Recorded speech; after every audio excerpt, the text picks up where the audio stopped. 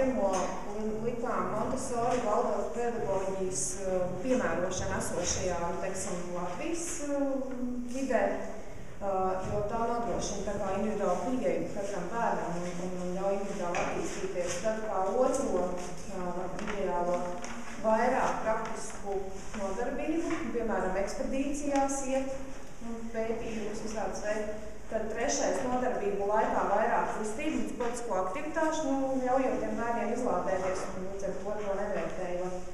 Tad ceturtais ciešāka sadarbība un intensīva komunikācija ar vecākiem, gan mācību, teiksim, satura veidošanā, gan vērtējumā, teiksim, par bērnu vērtēšanu runājot.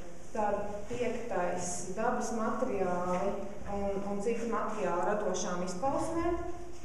Sestais vairāk rotaļu. Un varbūt labi, ja būtu pieejams speciālisti katrā skolā, logopēds, psihologs. Tad vēl viena laba metode ir iepazīt dažādas profesijas ekskursijās sadarbībā ar vecākiem. Un kā pēdējo, bet viņš arī, protams, būtiska lieta mūsdienās, bet bez tāda sākuma skola brīsti, tad pieejams mūsdienīgas tehnoloģijas mācību procesu nodrošināšanai.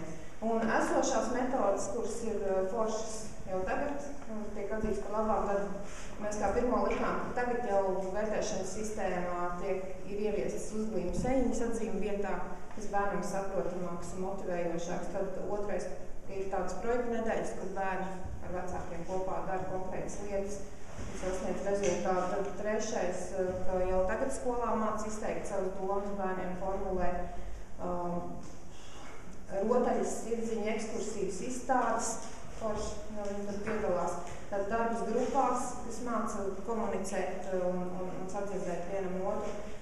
Tad praktiski uzdevumi, kas ir sasaucās ar iepriekš teikto jau. Nodarbības brīvā dabā, bet tas laikam ir visās skolās ir, bet ir acīm redzot jau rakst.